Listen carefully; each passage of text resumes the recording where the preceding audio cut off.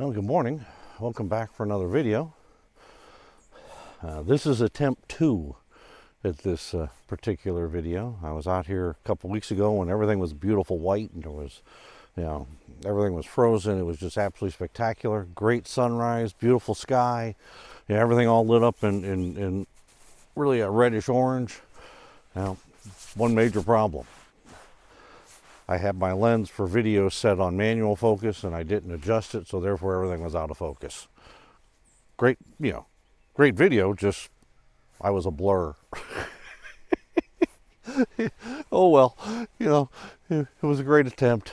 Just didn't seem to work out the way I wanted it to. So come back to the exact same spot here in the morning. The sun's coming up off here to my left, and I'm going to try to capture the same image. Now what I will do, is right here, I'll put in, a few of the images that I took that morning so you can get an idea of what everything looked like. A little different than it is this morning because some of the snow's melted. There's still ice out here, but it's definitely not the same, and certainly the sunrise isn't going to be the same. So let me put those images in here so you can see them.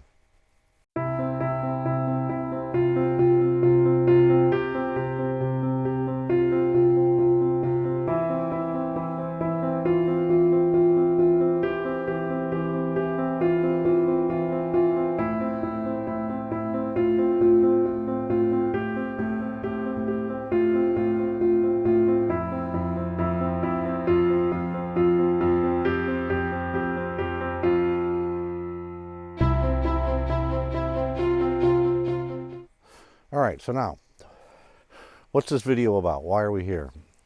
What I want to do is, obviously, like I said, capture a couple of images. I want to talk about, again, topic you see out here on the internet a lot, and I talk about a lot, but I want to come back to it because I think it's important. And that is micro four thirds, still relevant, for 2025. All right, and so I think, let's get some images, and let's, talk about that here once I get done. So thanks for coming along, everybody. Let's get some images and we'll talk again.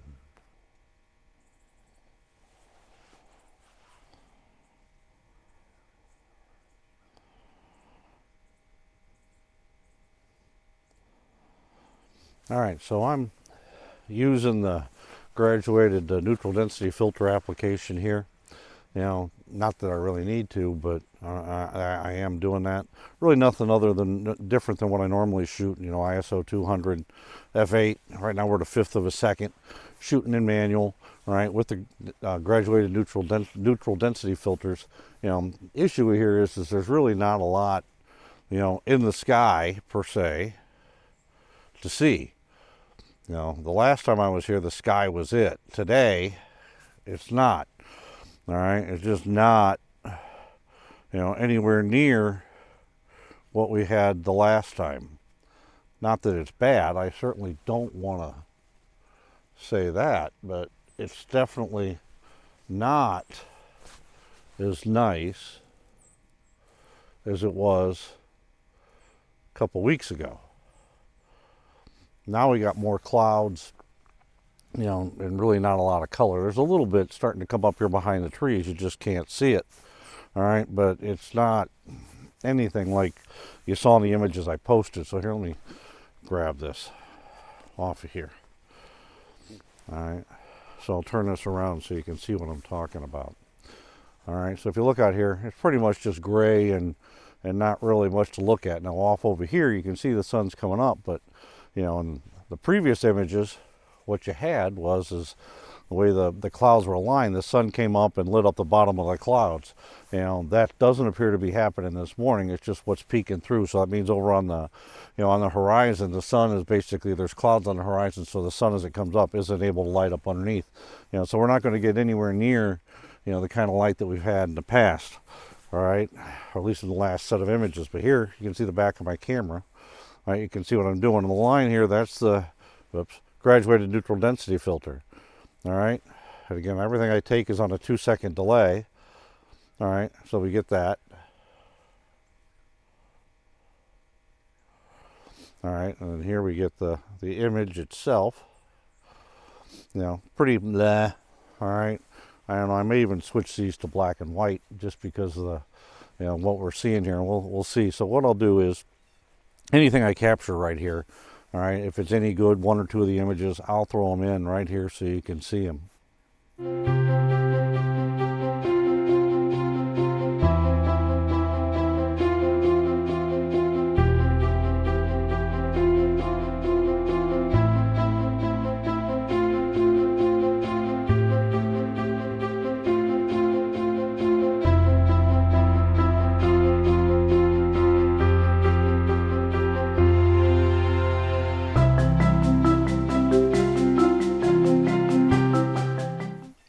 So now what I think we're going to do, stick around here for maybe a little bit, see if maybe something lights up. But once we get done with that, I think I want to move up the road a little bit to another spot. There's a, truck that's often near the trees that I've always wanted to photograph, an old truck. I think I may pull up there and see if we can capture an image of that. A little bit more, hopefully minimalist than the big wide scene we're seeing here. So let's, again, I'm going to stick around here for a little bit, see if I capture anything. If not, we'll move up the road and we'll talk again here in a few minutes. All right, so we've moved up the road, and try and take an image here of this truck that is off in the field. You turn around so you can see. Don't ask me why it, always has interested me, and certainly in a morning like this morning where, the weather isn't ideal. The sun's behind me over here. All right, it's not ideal, but we've switched lenses. We're actually with the 40, it's a 150 f4, and we're taking this image. Here, we'll show you the back of my camera so you can see it.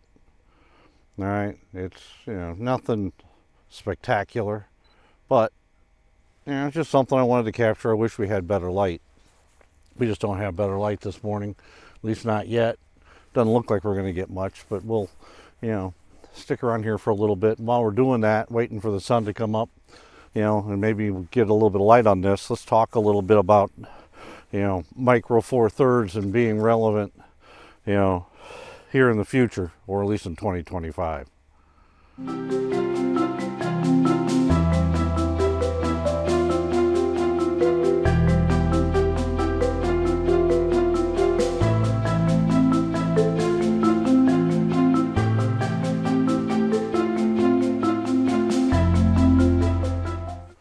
So I'll put my Valorette gloves back on. It still is a little chilly out. I think it's in the mid-20s. I'm sure if you watch a lot of the folks that are out doing wintertime videos, they talk about their Valorette gloves and how fantastic they are. I've had these for at least 5 years.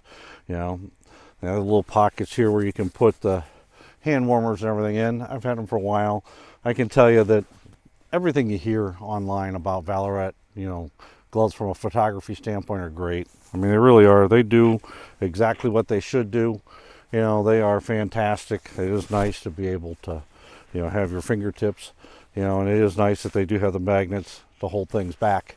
Those things are all true. I'm not going to sit and tell you that they're the greatest thing in the world. Are they absolutely perfect? No, I'm not going to tell you that, but they're pretty decent. Not an ad for Valorette, not sponsored by Valorette, but just somebody else's opinion who owns them, has owned them for a long time.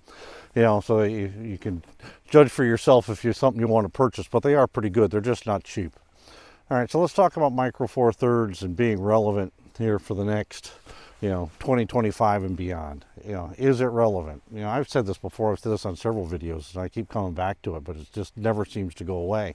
The answer is yes, it is. There's a lot of features and things, in micro four thirds that you don't get in other cameras. Now, maybe over time, full frame and other, camera systems will pick up some of this stuff, but it's pretty nice to have. All right, there's a lot of features that are incredibly nice to have. It's got great image stabilization. It's got a good sensor, and you can capture great images with it. And remember, I mean, you can capture great images with anything. All right, we've said this in previous videos. The real answer to a good image is you. It's not necessarily this. This you want to be something you understand, use, has features you need, understand, so you can take great images. All right, the sensor is really not as important. I mean, think about it. You can get great images with a cell phone today, and that's a tiny little sensor. And if the sensor size was the answer, all right, then why aren't we all shooting medium or large format? I mean, every system, no matter what it is, all right, has its advantages and its disadvantages. All right, you find something that works for you, and you use it and get good at it, and continue to use your mind and how you view things and the situations you're in, all right, to generate images, and you'll get good images. Now, will they be world class? That really depends on you. You know, it really does. But is the system relevant? Yes, it's relevant. Are cell phones relevant? Yes. Is full frame relevant? Yes. Medium format. It's up to you. But this, I think, is going to stick around for a while. So if you're concerned about it, you know, try it. All right, and rent it. Try it. You know, see if you like some of the features, like the size of it, how it operates, how it feels in your hand. I like the way this stuff feels in my hand. The sensor to me is not that important. Again, if I was worried about the sensor size and how much light it gathered in, I'd be shooting medium format. You know, I'd have a Hasselblad, or I'd have a Fuji GFX. You know, but even with those, you have your downsides. All right, they're much larger, the lenses are much larger, all right, everything's a lot heavier, and your depth of field goes the opposite of what you got here. All right, again, micro four thirds. All right, f4, all right, which is what we're shooting at with this camera. All right, this is what this lens is really depth of field wise equivalent of f8 from a full frame standpoint. Well, that reverses then if you go to medium format or beyond. So now you don't have as much depth of field. So then you find yourself either having to shoot at higher, you know, apertures, or you're having to stack and do a lot of post processing. It's you, it's the individual. All right. So now what I want to do is I want to, you know, throw in here, give you an example of what I'm talking about. All right, so my recent trip overseas, you know, to the Mediterranean, I did not take this. I originally planned to, but I decided no, I was going to take my Leica Q because I really wanted to see how that worked from a travel standpoint. It had really nothing to do with the full frame side of it. It just had more to do with I wanted to try it. A lot of times I like to do that. I like to just try something, you know, to challenge myself, you know, see what I can capture. All right, so Leica Q.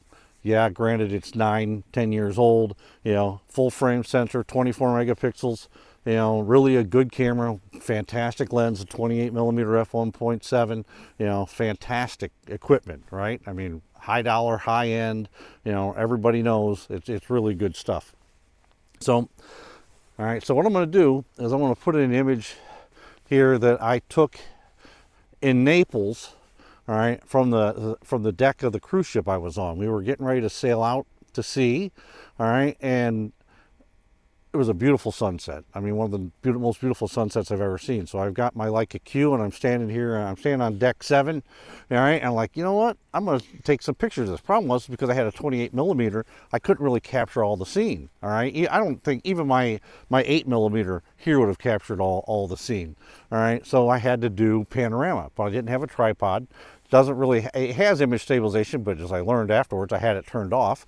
All right, so I got to take an image to, try to capture the scene. So I took 15 vertical images, all right, all handheld, all from the deck of a ship. Now, granted, the ship wasn't moving at this particular moment, all right, and I captured the image. And I'm going to put the image in here, you know, right now.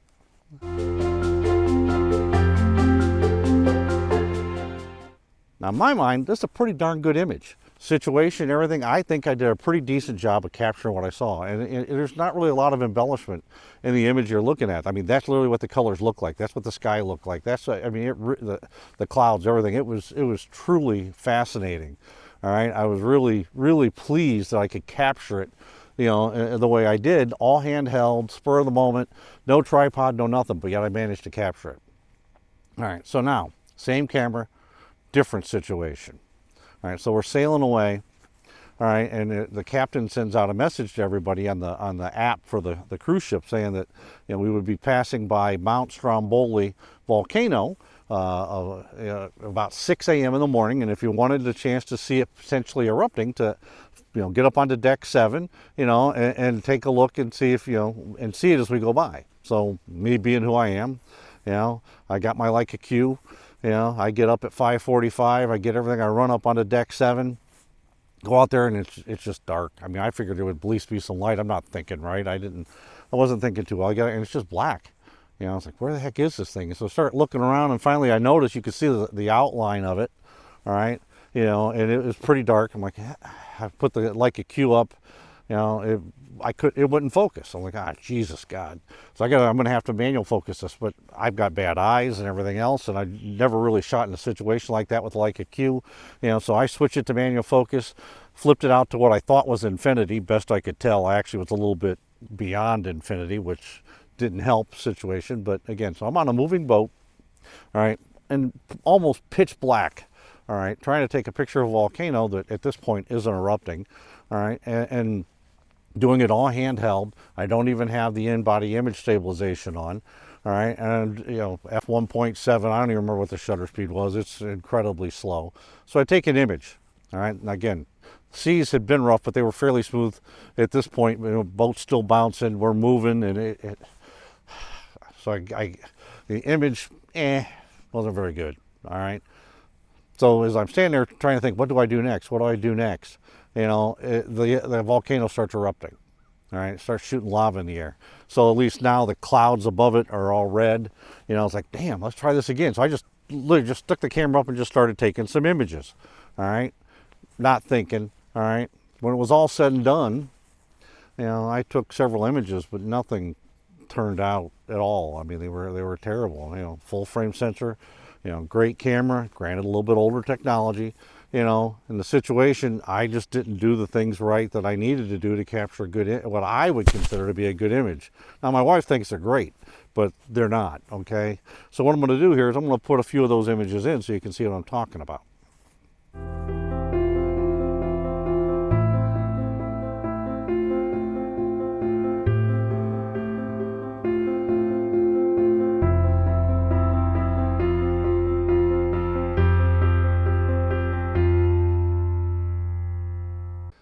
So now, why is that relevant? Well, the point is this.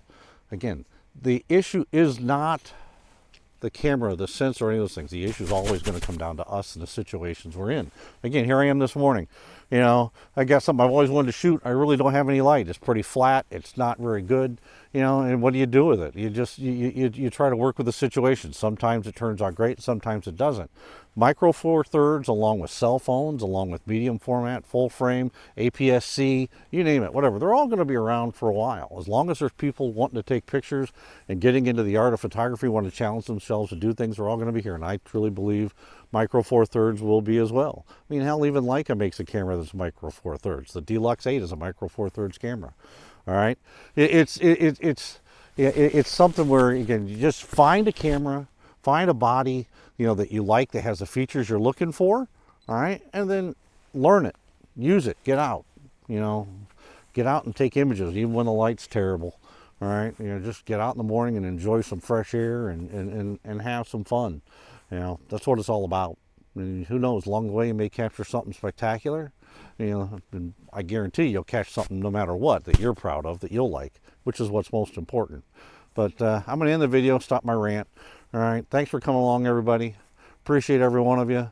You know, remember to like, comment, subscribe, give me a good thumbs up, you know, share, you know, video in the channel. Let's try to keep things growing. I've been at this for a while and we've grown very slowly, and it's you know, like for to stay, you know, I want to keep doing this. I want to keep the channel growing. So please, you know, get the message out, you know, as it's greatly appreciated.